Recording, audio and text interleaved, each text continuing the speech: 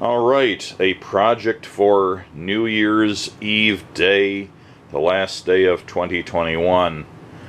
What is all this crap on the floor of my basement? 11 times 8-foot long 2x4s. A nice Midland quality 2x4 from Home Depot. They actually have a bewildering array of 2x4s. And granted, some are 10-foot long, but most of them were 8-foot long, and the prices ranged from about $2.50 to about $15 per 2x4. And I honestly couldn't see the difference. Some of the most expensive ones were the ones with the most warp and bend to them, and these that cost me about $5.79 or something like that per each were the ones that had the greatest preponderance of straight boards, or nearly straight enough for me to use anyway. So it's a mystery. Maybe they had more knots or something. These do have some fairly profound knots on them, bigger than I'm used to seeing on 2x4s. They're really some honking big knots on there, but it won't change what I'm doing. So what is this project? Well, this is disaster area here.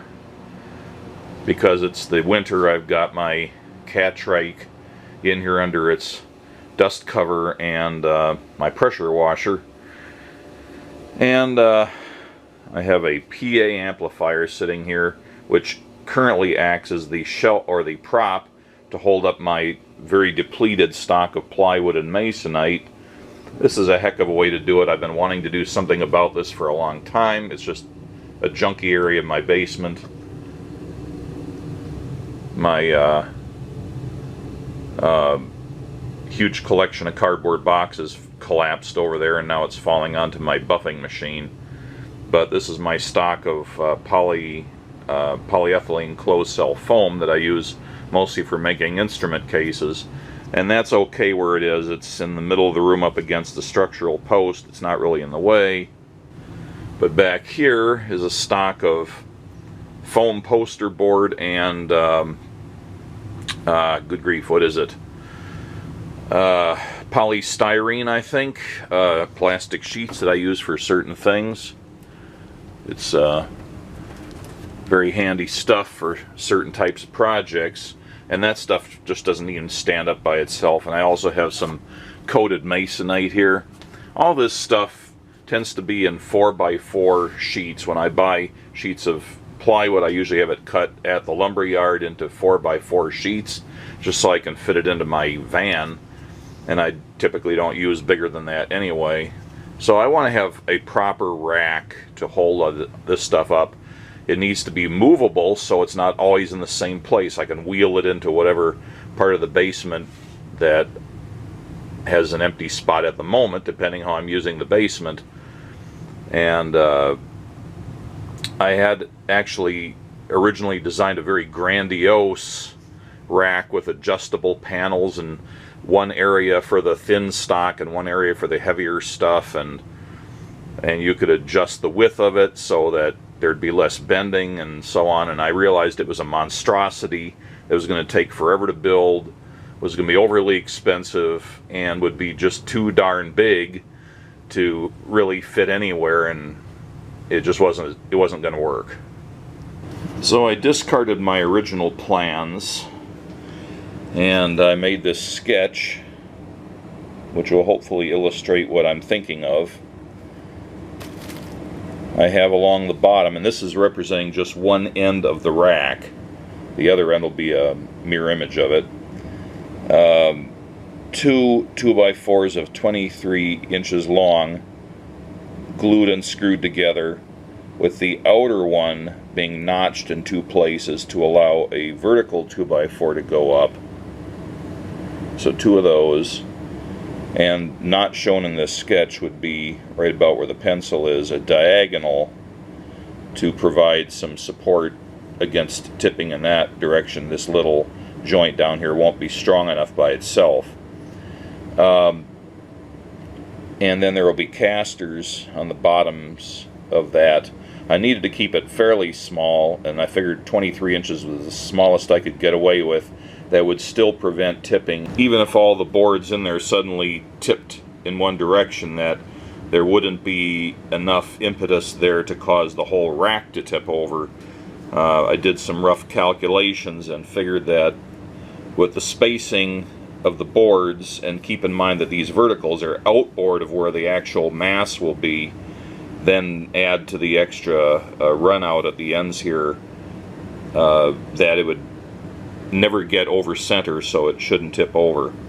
So then instead of having, my first inclination was just to have some plywood panels up against these that would span the length to the other one on the other side of the rack, and decided it would be better, it would be lighter weight, and it would also be better, I could see better what was in there. I could reach in if I needed to get some smaller piece that might be stuck. So I decided to just use 2x4s running from these verticals across to their corresponding 2x4s on the other end of the rack. And because there'd be 4 of them, that would provide stability in this direction, so I don't need to have bracing in that direction. It won't be able to turn into a parallelogram, in other words. So I figured this would be strong enough. It's fairly minimal. It should be very easy to make. I just build 2 of these assemblies. They're interchangeable. One can be flopped around the other way. It's just when they get joined by these 2x4s, what I'm calling the slats, going in that direction, that they become a rigid structure. And I probably won't be able to take it apart, but it's only going to be 4 feet long, so I can still maneuver it around in the basement and make the curves between equipment, and even get it out the door if I need to get it out of the basement for some reason. And then for the boards to actually sit on, I was first going to use a piece of plywood, but I decided it would be more economical to just use 3 2x4s laid side by side, and that'll form the bottom of it that everything rests on. Not shown here is I did pick up some hardware to allow a couple of little fingers that would be like this, and another one coming from the other direction, that will be slotted with a thumb screw so that they can be slid in and out.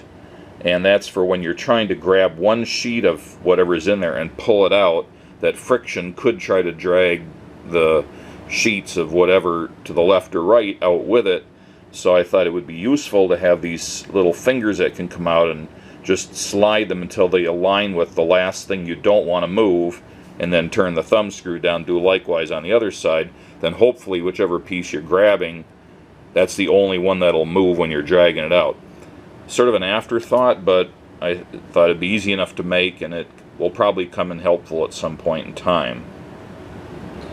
This was my calculation for the overall dimensions. I figured I only needed 8 inches for the stock that I'm likely to have, even if I get new sheets of 3/4 inch and 1/2 inch Baltic birch, a random couple sheets of 1/2 inch plywood, a cut in half sheet of Masonite, and then that plastic stock I have along with the foam board.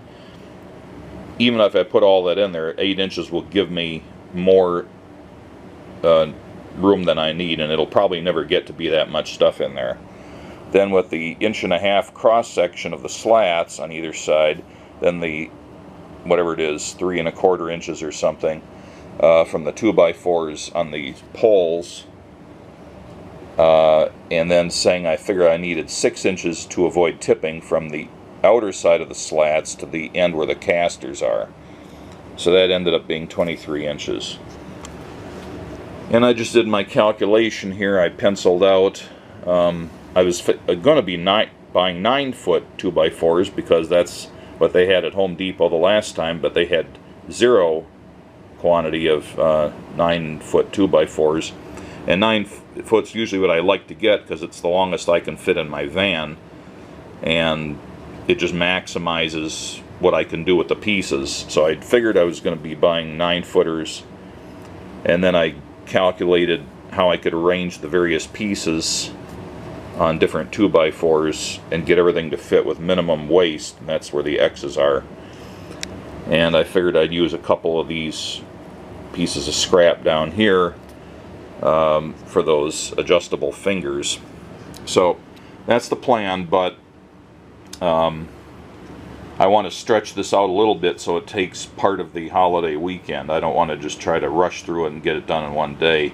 I'm going to milk it a little bit. Besides those 2x4s, I had calculated the different sizes of screws I needed, and I just bought deck screws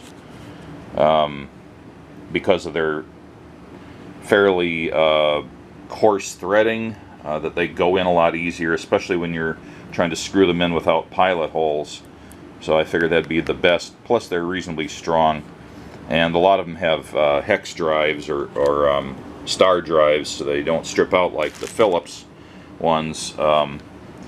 So I've got 4-inch guys, 2.5-inch, and 3-inch. So that's 3 large boxes of screws. Those are all from Home Depot, and then a set of 4 casters. Figured this was a good size. Swiveling casters, and they all have brakes on them with a big brake pedal. That's why I bought these instead of some other ones, but these are like $15 a piece, so that was a bit of a hard pill to swallow. But I figured if I used the lesser ones, I'd be sorry and wished I did it this way. Then there's a big bag of lag screws from the Ace Hardware, because the Home Depot had dick when it came to these things. Nothing that would fit these holes, amazingly. All the hardware they have, I'm not sure who selects what they carry. And then from the Ace Hardware, a couple of these big thumb screws, actually knobs with 5/16, 18, or whatever it is. Yeah, 5/16, 18 thread, and some washers, and 2 brass inserts. So that'll be for the sliding fingers I mentioned. So I've got everything here, and a new bottle of wood glue. I'm down to about half a bottle of my Elmer's, and I may well use it up on this project. Strangely enough, the Ace Hardware I go to doesn't carry Elmer's wood glue anymore. Somebody paid somebody off, I think. I mean, Titebond's a fine brand, but if you used Elmer's for your whole life like I have, you tend to keep buying Elmer's, and all of a sudden don't have it at all. Alright, I have my bevel saw with its extensions fully extended, and I also have an extra roller over here just for a little extra support on the long side. Well, the good thing about this project is that even though there's a lot of 2x4s, they're mostly all cut to just a couple of different lengths, and there's no complicated woodworking in this project at all. It's really just almost more like framing a house or something than building normal woodworking projects. So I'm going to check my laser here. Now I can't even see the laser, so I'm going to do it the old-fashioned way. And I realized I made a marking error here. I was trying to avoid having knots close to the ends of the wood where they might impact the way I attach the ends. So I'm going to change my marks here. I want to get rid of this knot here, so I'm going to move down about 6 inches. It'll make 57 inches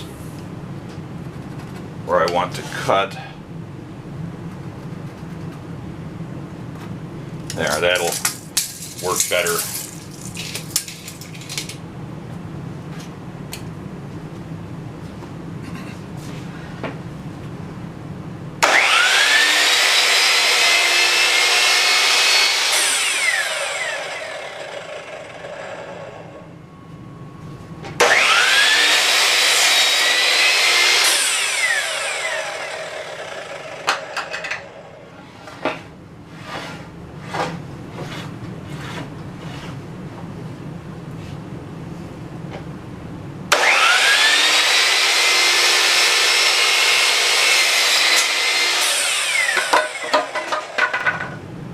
I should hold on to those a little better. I think I can stand to move this support in a little bit.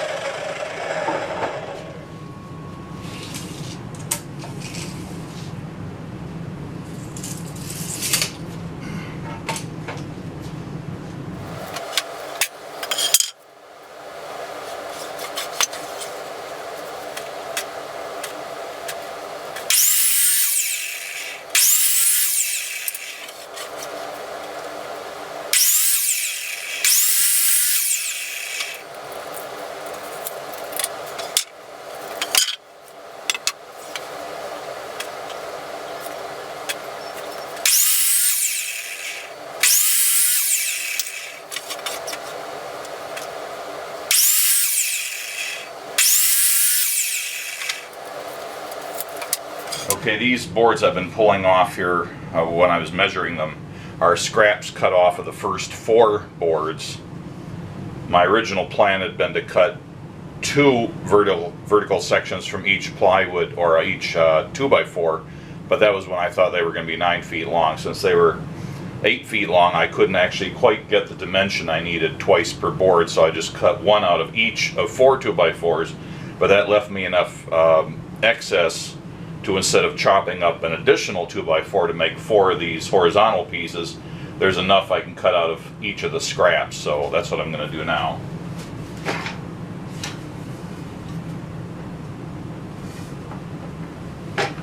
These boards being unwieldy, I have to make sure that they're up against the fence nice and square before I cut.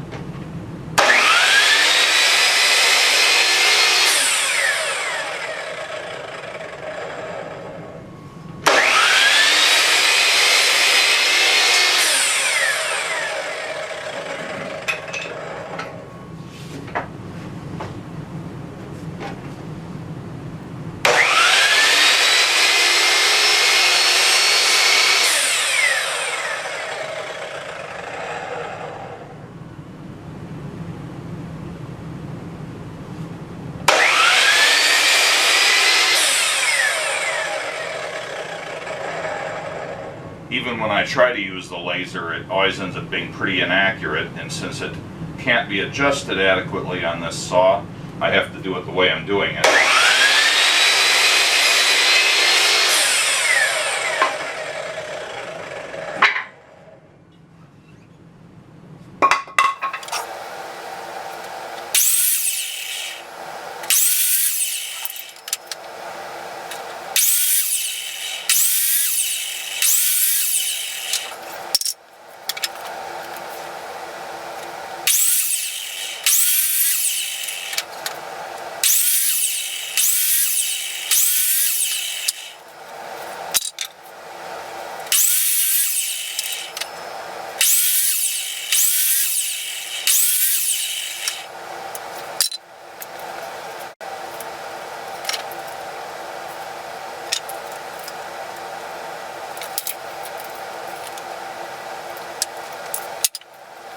Alright, these are all 8 feet long or 8 foot long 2x4s, and these are going to make the slats, of which there are 4 on each side of the structure, plus it's going to be 3 more that are going to be the floor. Each of them are going to be 4 feet long, and so I basically have to just cut these 2x4s into halves. I need a total of 11 pieces, so I have to cut 6 2x4s in half like this, and rather than measure every one, I figured I would just mark one more carefully.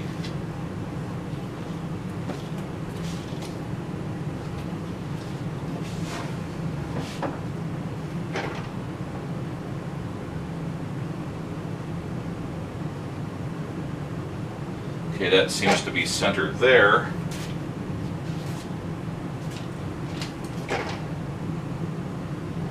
That looks about right. So I've got my end stop here raised to stop it at exactly the right position. We'll see how that goes.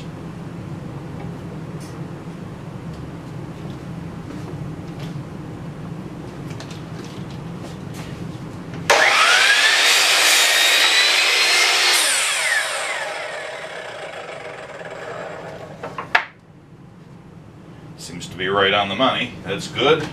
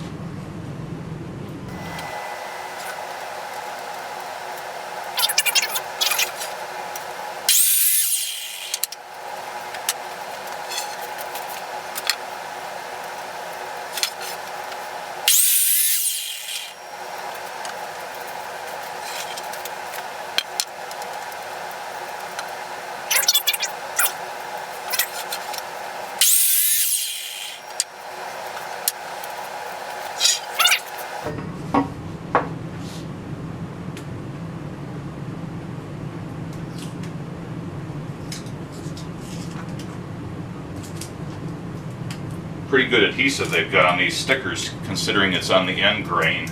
They come off pretty hard.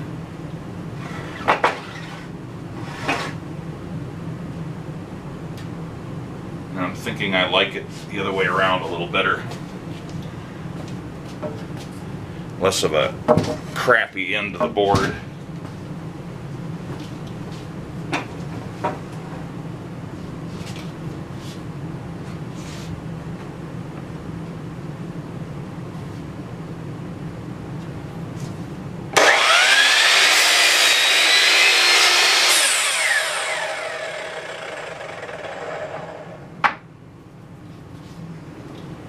Okay. My fingers all feel a little sappy, which is not surprising. Okay, now to use the cut off piece from the last one I cut, the half of it I don't need. There's a big knotted area here I'm going to get rid of. And I've got three 12-inch pieces out of that, and a 12-inch piece out of another piece of scrap from another cut. And together these will give me my 4 pieces for the diagonals that will be used for bracing. So let's do that.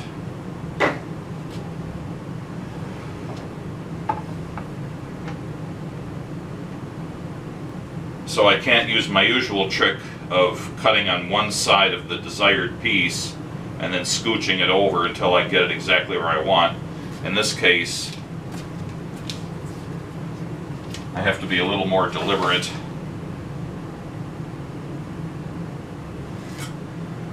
So I have to make marks to extend all the way across the board to where the blade actually contacts it first, so I can visualize where it's going to cut a little better.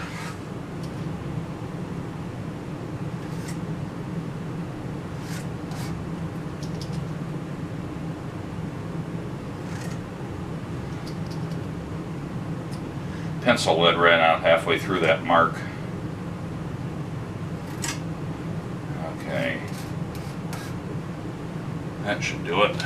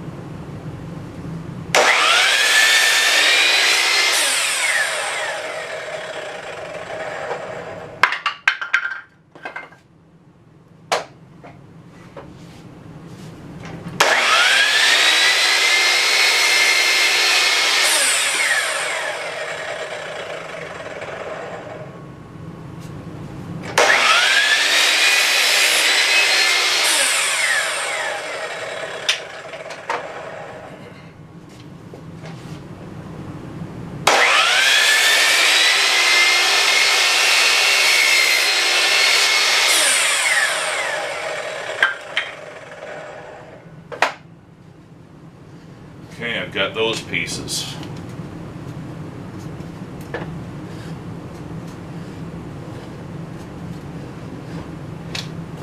Okay, as planned, I have one 2x4 left over that was just for contingencies, such as if I'd miscalculated or needed an extra piece for something, or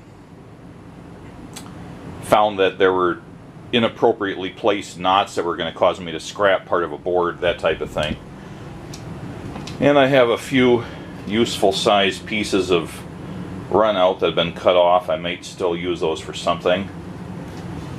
I've got my diagonals, I've got my 11 slat and floor pieces, and the 4 horizontal pieces and the 4 vertical pieces.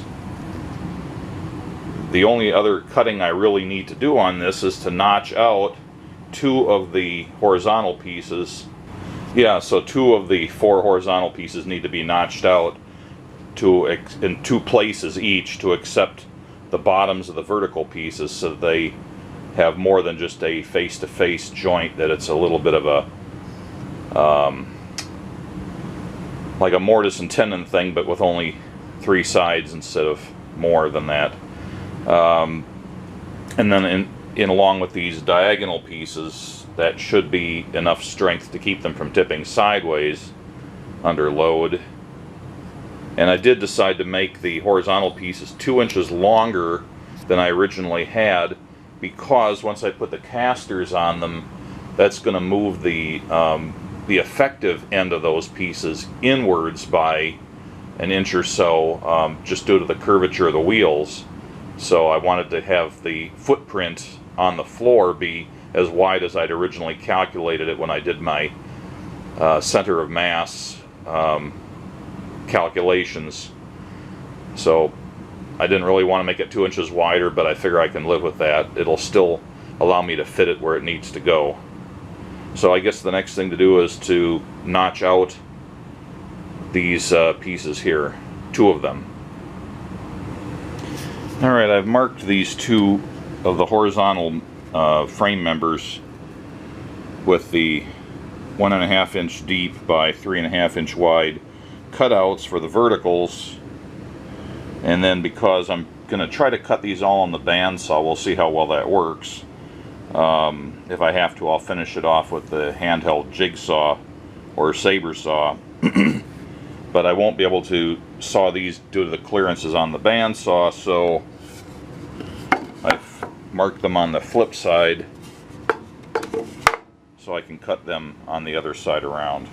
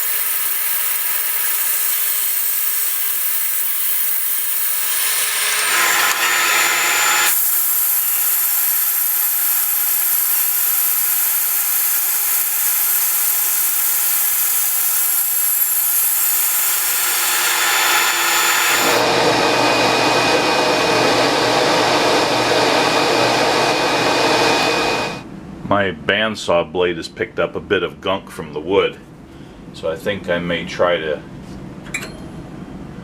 clean that off a little bit before I proceed. Or not, then I'll just have to clean it again after I finish. I'll just forge ahead, but it is making the saw run a little noisier because it's building up that crud on the wheels here, on the bearings. I guess it's not really hurting anything, it just makes more noise.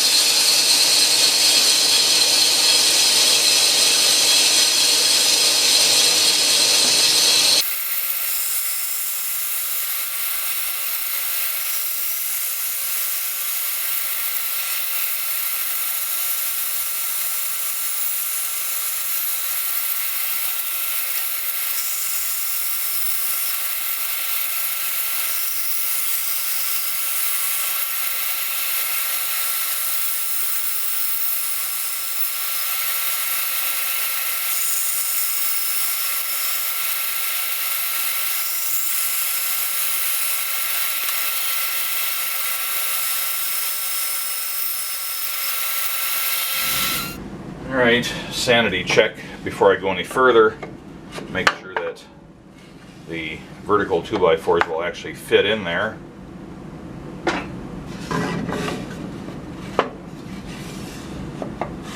Just about perfect. Well, I'm thinking that mineral spirits might be a good choice for this.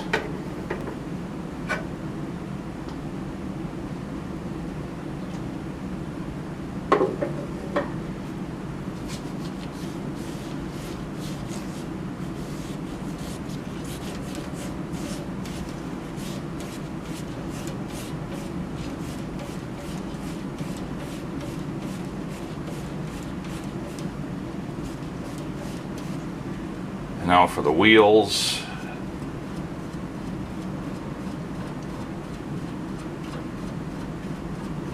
And now I'll go down below the table and clean those wheels off a bit after vacuuming them from all the dust.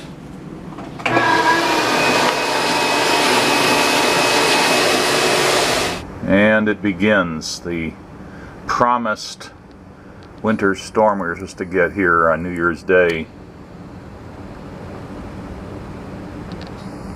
Pretty windy out there. You can see the snow blowing off the backyard neighbor's roof. We're supposed to get about 10 inches here. Not a whole lot really, but 10 inches is still significant.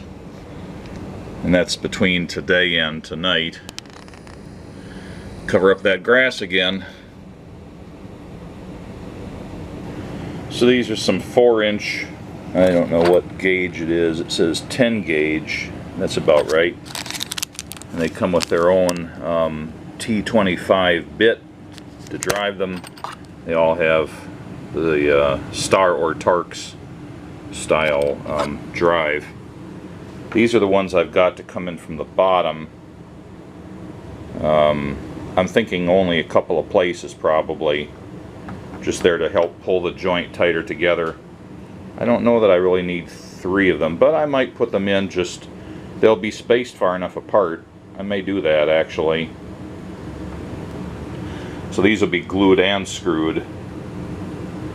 And my plan is to glue them up this way and then laminate on with glue and screws the other horizontal piece that does not have the cutouts, and that'll give a joint surface to this, which will help stabilize it even further. But that's going to be two different operations, I think.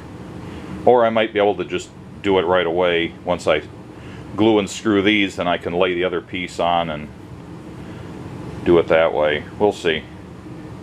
So I have a drill bit in here chucked up so that actually it's as far in as it'll go, but it ends up being about perfect to drill a clearance hole through here. Don't strictly need to with this type of screw, but I'm going to do it anyway. And then the screws will thread into here, but they won't be threading into here. This is slightly undersized, so the threads on there will engage a little bit with this part of the wood. Okay, for the gluing, I have already drilled the holes in the other board, so I'll have that ready to go. And I'm thinking now it'll be most efficient if I glue and screw this one, then lay the other one right on top of it, glue and screw it, and then when those have set up a little bit, then I can laminate on the extra piece on each one of them separately, as opposed to, it'll be only one gluing cycle I have to wait through before I can move anything. And even with the screws here, I don't trust it until it's had, you know, an hour or two for the glue to do some sort of a grip, stabilize the joint further. The finest American-made popsicle sticks. Buying whatever it is, it's like a box of 1,000 of them I bought for a few dollars on Amazon. It was a great purchase.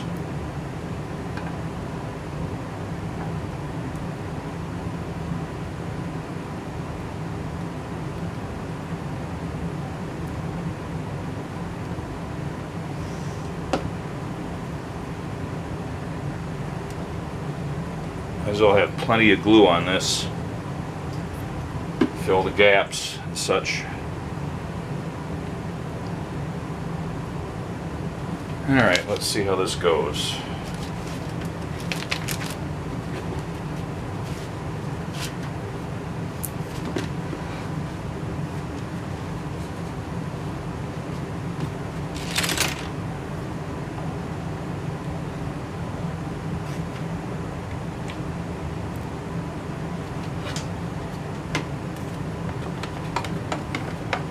Having it absolutely square isn't critical here, but I've decided to at least put a little effort into this. That's pretty good. Okay, screws.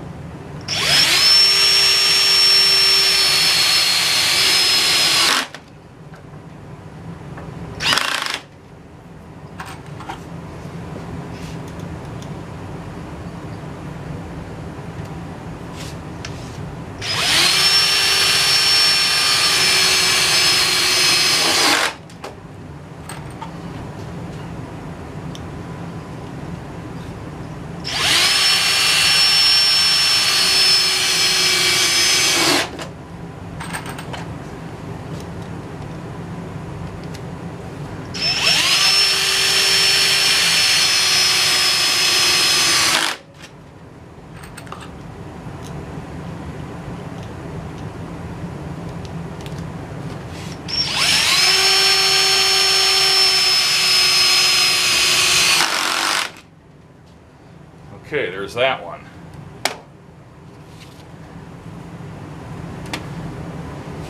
Wipe a bit of glue off of it.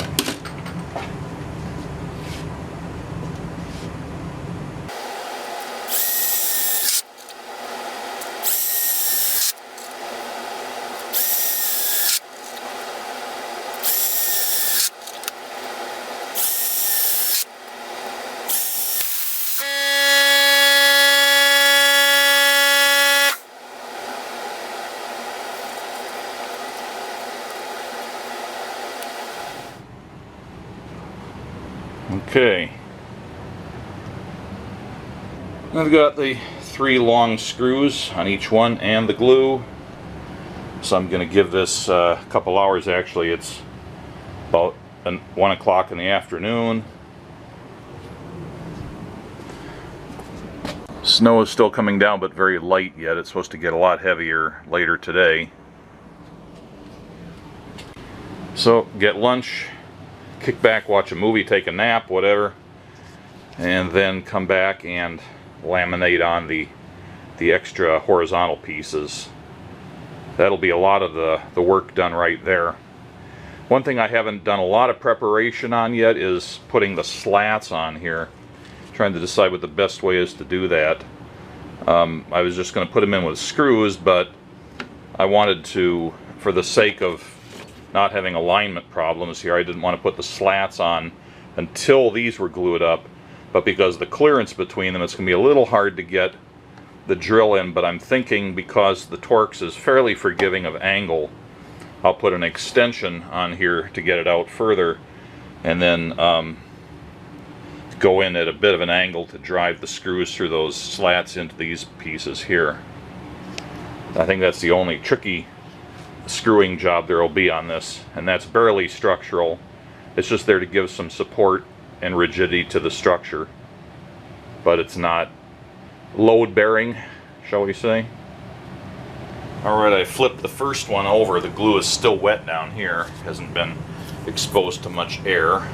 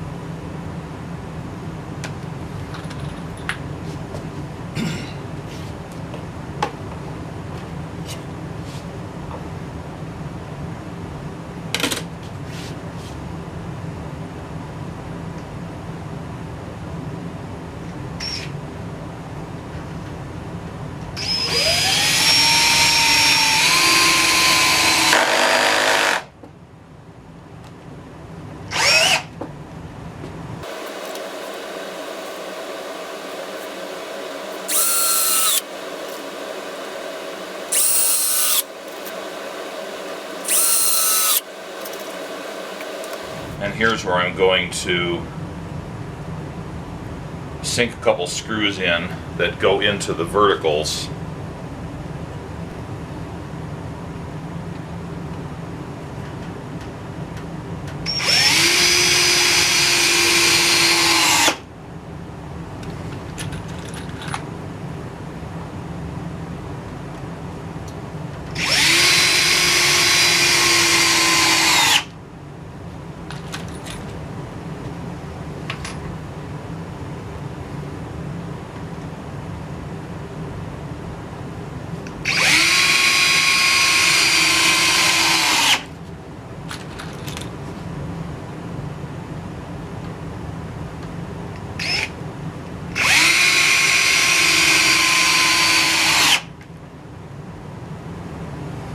Alright, there's that one.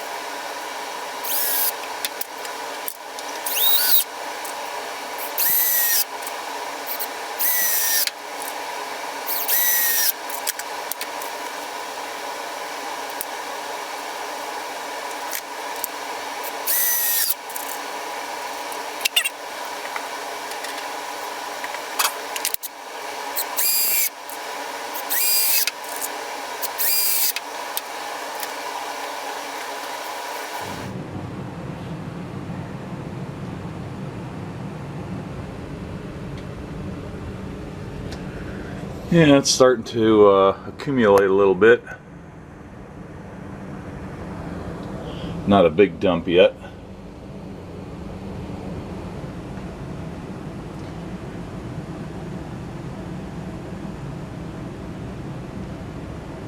Okay, subtracting the 3 inches from this, we're going to have 8 inches between the posts, 8 inches total width. And I want to have something that'll extend most of the way over from the sides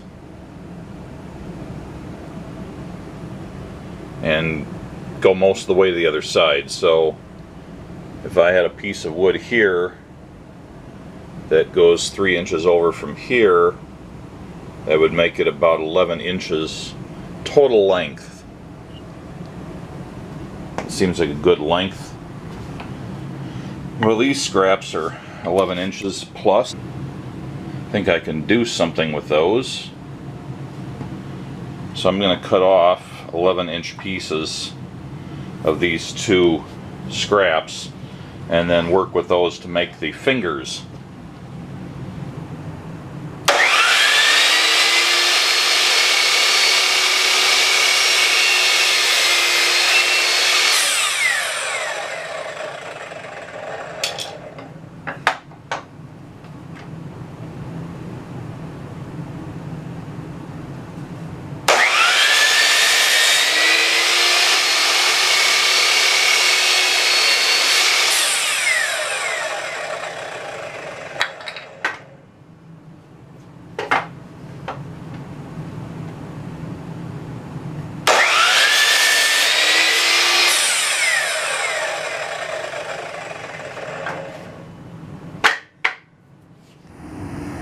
Okay, a practical consideration for these fingers here is I have these thumb screw knobs. I've got the brass inserts they'll go into. The maximum I want to have them thread in is about that much. So this is the maximum thickness of material between the washer and the brass insert that I can have the wood be. And that looks like it's just under 1 inch. It'd be 1 inch if I didn't have the washer. So I need to cut these down, probably to be safe to, I think I'll go down to 7/8 of an inch thickness.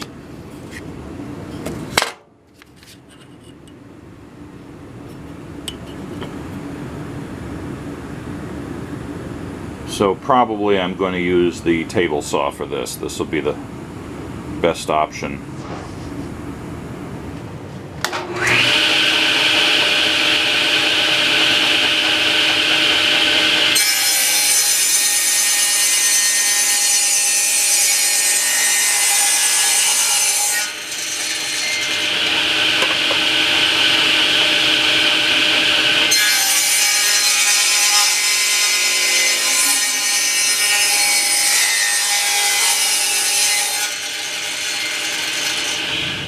Okay, I've cleaned these up and now I've got to cut them down to the desired thickness of about 7/8 of an inch.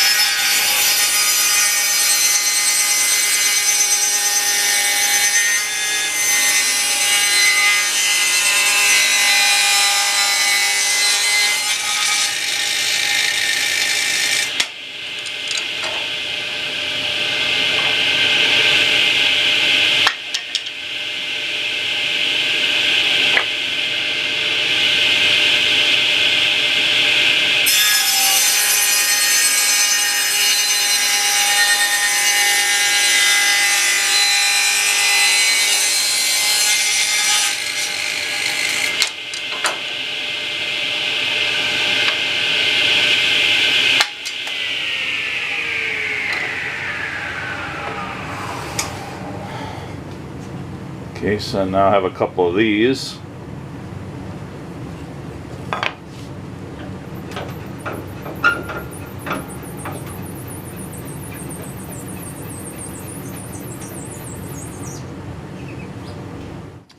So the goal now is to route a hole most of the length on both of these pieces that's wide enough for the threaded part of those thumb screw knobs. So time to play with the router a little bit.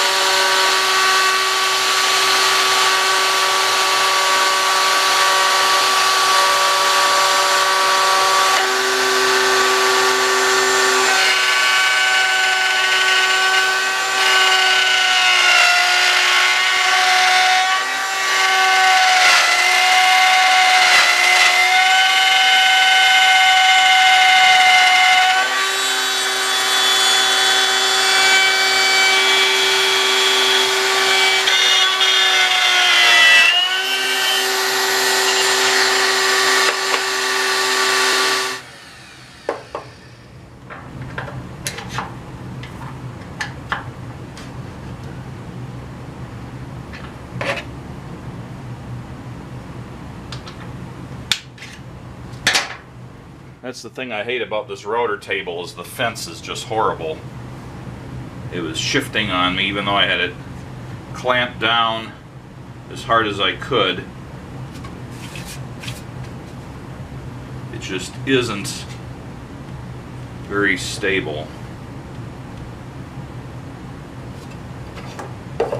Made kind of a mess out of the slot.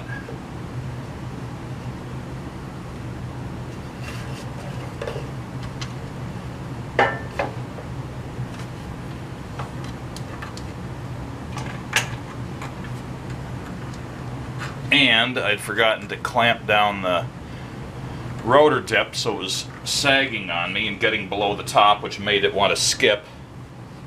So it's kind of screwed up, but I'll try to clean it up here and try to save the piece a little bit.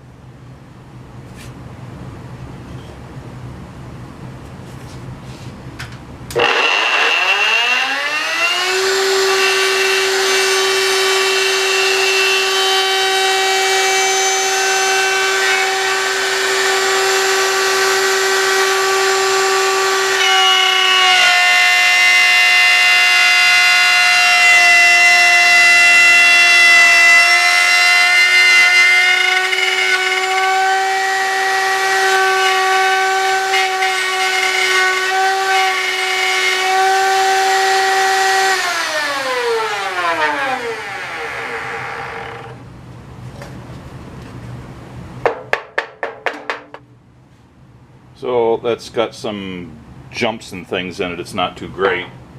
The second one came out a lot better. But it'll work. I'm not trying to do cosmetic work here, just try to get it done quickly. Well, while I'm waiting for the glue to dry, I've made some marks where I'm going to cut with a jigsaw or my not scroll saw, my saber saw for the rails to inlay mostly into these verticals so that I have a little bit more space here than I originally planned. But on each of these I found one vertical was exactly straight up and down as near as I could measure it, and the other one was leaned inwards. You know, I did it with a square at the bottom. I probably should have known that a tiny error there would magnify at the other end to something a little more substantial, close to ½ inch actually on both cases. And I thought about just sawing one of them lengthwise to make up for that, and that sounded really hard to do. So I decided instead to just variably offset or variably indent or inlay the pieces on the one that's leaning in, so the actual distance between the rails or the slats at the top would be the same. It's just that they're over here, it's going to stick out a little bit more than it does on this side, and progressively should make a straight line going up and down to correct for the inward lean. That was a little disappointing, but it's a slapdash job and it has slapdash characteristics. But no, there's nothing else I can think of doing until the glue down on the bottoms dries. That's going to be an overnight wait. Alright, got the saber saw out here. We're going to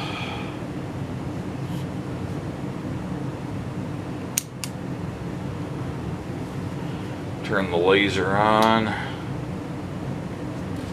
and cut out these notches here. Hopefully I'll be able to do this reasonably cleanly.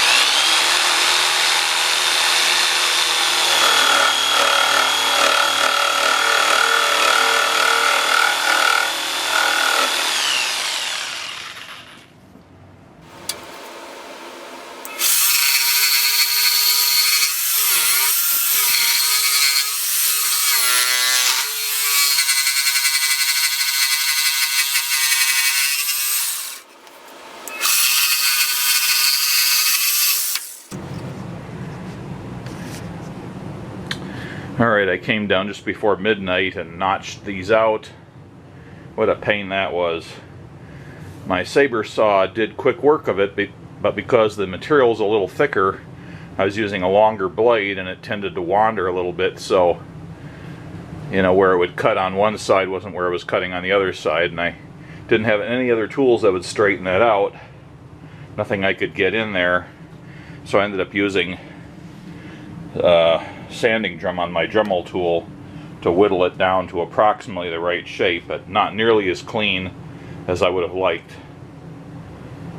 I wish I would have thought about recessing these or indenting, inlaying them, whatever, before I glued all this stuff. On the other hand, I still couldn't have fit them on my bandsaw, and it would have been really awkward to do it on my table saw, so it might not have come out any better. Anyway, I'm still letting the rest of this glue dry overnight, and then we'll hit it in the morning. Alright, it's the next morning. We did not get the promised 9 to 10 inches. It was more like 5 inches. But still, I had to clear my driveway and clear relatives' driveway. It's killed the whole morning doing that. Back to my project. The glue is pretty well dried here.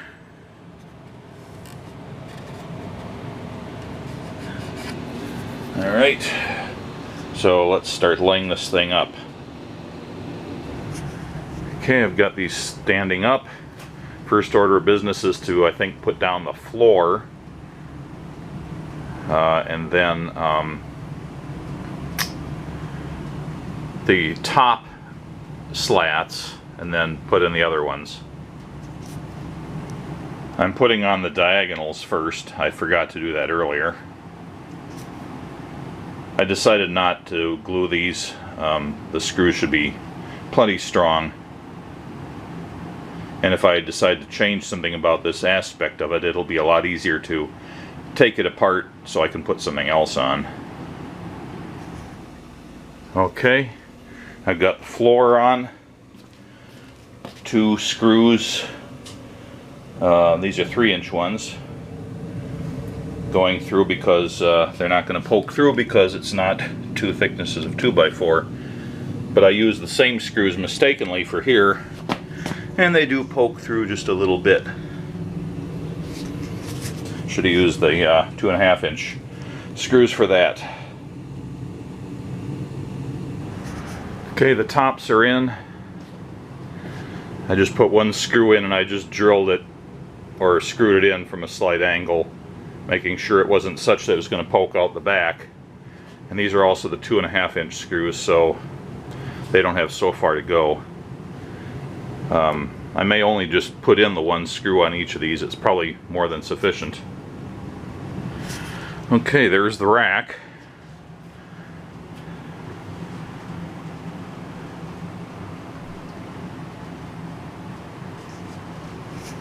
The only thing I need to do to finish this is put the casters on it and the adjustable fingers.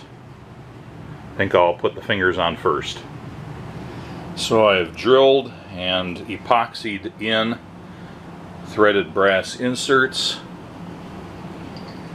and let's see how these slats go on now, or these fingers. Okay, that's the way these work.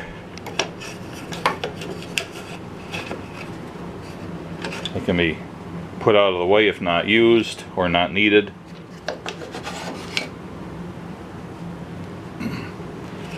Or they can each span most of the way across. I can even use them diagonally in various combinations to block whatever I want to block.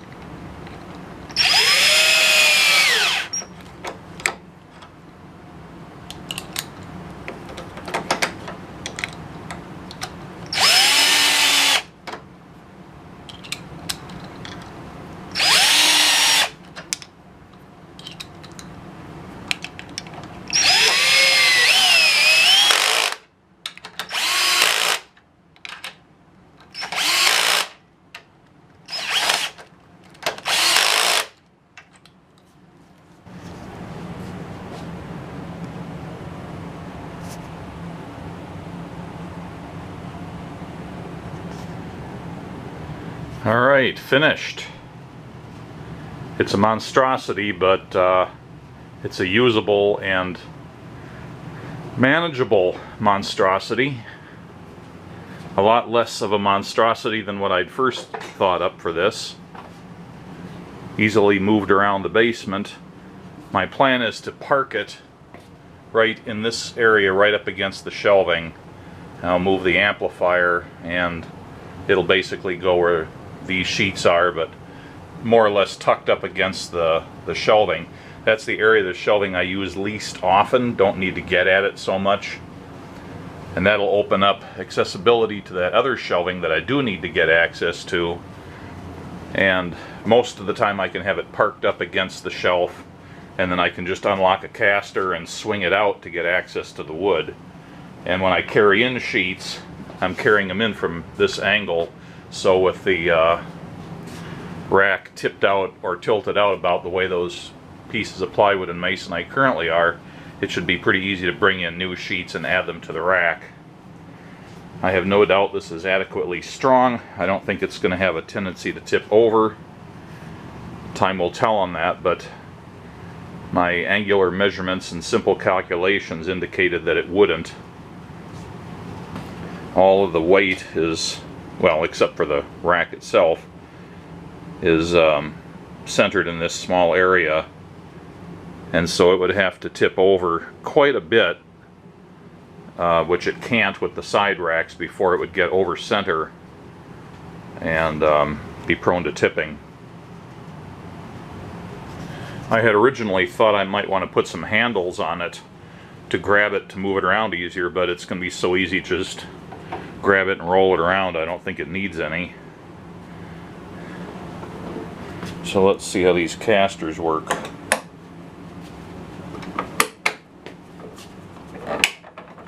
Yeah, they lock pretty well.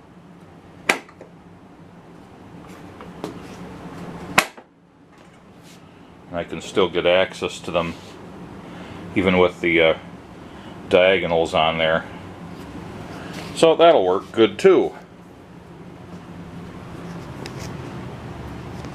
I'm way overdue for lunch, so later on today I'll load this up with the stock I currently have, just to get a couple of pictures of it.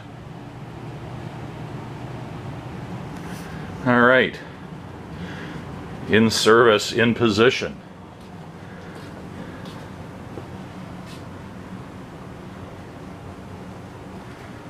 I want to get at the wood. I just wheel it out a little bit. Everything's ready to slide out. I'm still waiting for the epoxy to cure a little bit more here before I put the fingers in there. Actually, I think it has cured pretty well. I think I'll put those back on now.